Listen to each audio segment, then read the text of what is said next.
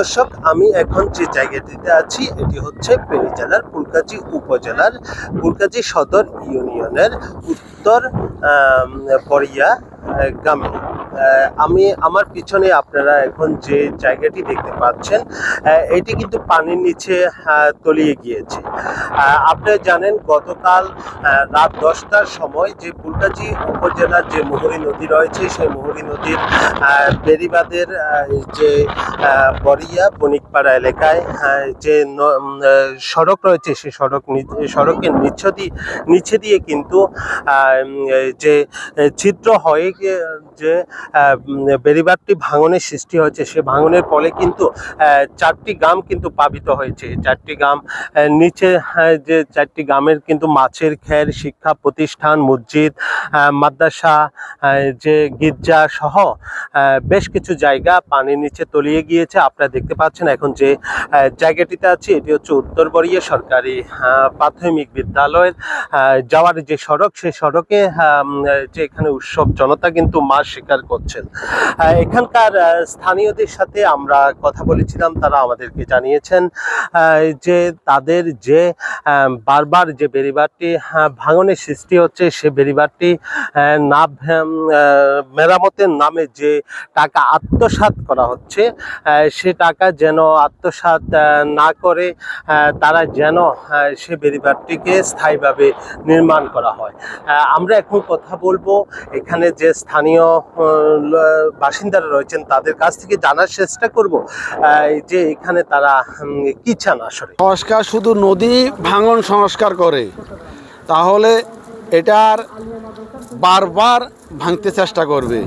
যদি নদী সংস্কার না করা হয় তাহলে এই ভাঙন কতটুক টেকসই হবে, আবার আরেক দিকে দিয়ে ভাঙন হবে, আবার আরেক দিকে দিয়ে ভাঙন হবে, বারবার সরকার প্রতিহত করতে হবে। আপনারা জানেন, আমরা দেখেছি এই মুহূর্তে কিন্তু বিপদসীমার অনেক নিচ দিয়ে পানি প্রবাহিত হচ্ছে। গতকালকেও আমরা বিপদসীমার নিচে পানি ছিল, কিন্তু বিপদসীমার নিচে পানি থাকার সত্ত্বেও আপনারা দেখতে পাচ্ছেন ফুলগাজী বাজারের বাঁধ অতিক্রম করে, এই গাইডওয়াল অতিক্রম করে বাজারটা প্লাবিত হয়ে গেছে। প্রায় 300 শতাধিক দোকানদার ক্ষতিগ্রস্ত হয়েছে। আপনারা দেখেছেন বড়িয়া, এই মুহূর্তে আমরা যেখানে দাঁড়িয়েছি আপনাদেরকে নিয়ে, সেখানে বিপদসীমার প্রায় 150 সেন্টিমিটার নিচে পানি থাকার পরও এই বাঁধ ভেঙে গেছে। সেজন্য আমরা বলবো বাঁধটা টেকসই করতে হবে। সবচেয়ে বেশি যেটা জরুরি প্রয়োজন, এটাকে ড্রেজারের মাধ্যমে এটা খনন করতে হবে। নদীর গভীরতা, নদীর নাব্যতা যদি ঠিক করা না হয়, আমরা যতই চেষ্টা করব উপর দিয়ে যদি আমরা বাঁধটা এভাবে মেরামত করি, কখনোই বাঁধ টেকসই হবে না, আমাদের দুঃখ দুর্দশা যাবে না। সেজন্য আমরা আপনাদের মাধ্যমে এই পানি উন্নয়ন বোর্ড সহ সংশ্লিষ্ট সকল কর্তৃপক্ষকে আমরা অনুরোধ জানাবো, আপনারা আগে নদীর নাব্যতা ড্রেজার দিয়ে খনন করবেন, দুপাশের গুল্ম জাতীয় বার্জার এবং অবৈধ স্থাপনা উচ্ছেদ করবেন, গুল্ম জাতীয় গাছ এবং বার্জারগুলো কেটে ফেলতে হবে। এরপরে সঠিকভাবে একবার মুহুরী কৌয়া সিলোনিয়ার বা টেকসইভাবে যদি না বন্ধ হয়, তাহলে আমাদের এই দুঃখ কখনোই লাঘব হবে না। আর গত 24 বন্যায় যে ক্ষতিগ্রস্ত হয়েছে, এখানে যে বেড়িবাঁধটাতে 20 কোটি টাকা যে বরাদ্দ করছে, ওই 20 কোটি টাকা তো বরাদ্দ করছে, তো কোনো সংস্কার হয় নাই। তো ওই 20 কোটি টাকা তো পানির সাথে মিশিয়ে যেতে আছে।